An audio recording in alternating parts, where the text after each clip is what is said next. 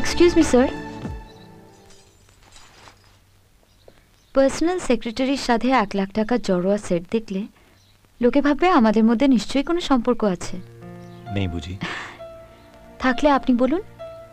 থাক থাক, আমিই বলছি। সবাই জেনে রাখুন, আমরা সম্পর্কে স্বামী স্ত্রী। Thank you. আমাদের এমডি অগ্নি সাক্ষী করে শাখা সিঁদুর পরিয়ে 7 পাকে বেঁধেছিলেন আমায়, তাতে কোনো ফাঁক নেই। 1 মিনিট স্যার, এখন তো লোকের মনে প্রশ্ন আসতেই পারে, আমি যদি আপনার স্ত্রী হই তাহলে আমি আপনার সঙ্গে না থেকে বাপের বাড়িতে থাকি কেন? এটা আপনি বলুন। থাক, এটাও আমি বলছি। উনি যেমন আমাদের লোকসানে চলা কোম্পানিটাকে কিনেছিলেন, ঠিক একইভাবে একটা বিপদে পড়া মেয়েকেও কিনেছিলেন। সেই মেয়েটি আমি।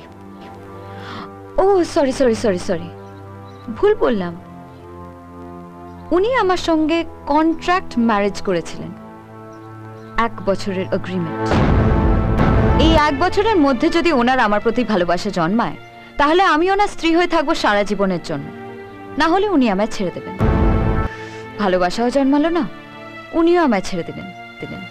হয়তো ভুল করে 1-8 বার ভালোবাসা উঁকে দিয়েছিল, যার ফল এই সন্তান।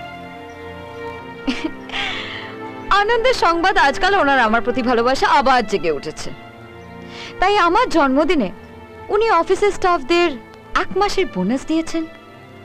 আমি অন্তঃসত্ত্বা বলে অফিসে যাওয়ার জন্য একটা এসি বাস দিয়েছেন। আর আজ এসে 1 লাখ টাকার উপহার দিয়েছেন।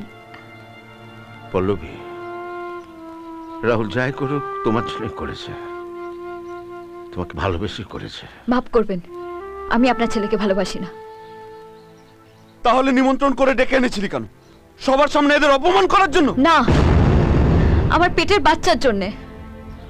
আমার শাখা সিঁদুর দেখে কেউ জিজ্ঞেস করবেন আমার স্বামীকে, কিন্তু কাল আমার বাচ্চাকে তো জিজ্ঞেস করতেই পারে তোর বাবাকে। যাতে সবাইকার সত্যিটা জানা থাকে, এই জন্যই আপনাদের ডেকেছি। আপনারা এসেছেন, আমি কৃতজ্ঞ। এবার যেতে পারেন। পল্লবী, যাকে তুমি পৃথিবীতে নিয়ে আসছো সে রাহুলেরও সন্তান। যা কিছু হয়েছে ভুলে যাও, চলো বাড়ি ফিরে চল। সরি স্যার, এগ্রিমেন্টে কিন্তু কোথাও লেখা ছিল না এই 1 বছরের মধ্যে আমার গর্ভে সন্তান এলে তার দায়িত্ব কার। এটা আমার দাম দিয়ে কেনা ভালোবাসার রসিদ। আপনার ছেলের কন্ট্রাক্ট ম্যারেজে বলি হওয়া আমার জীবনের সর্বনাশের জেরক্স কপি। এই বাচ্চার উপর শুধু আমার অধিকার আছে, আপনাদের কারোর কোনো অধিকার নেই।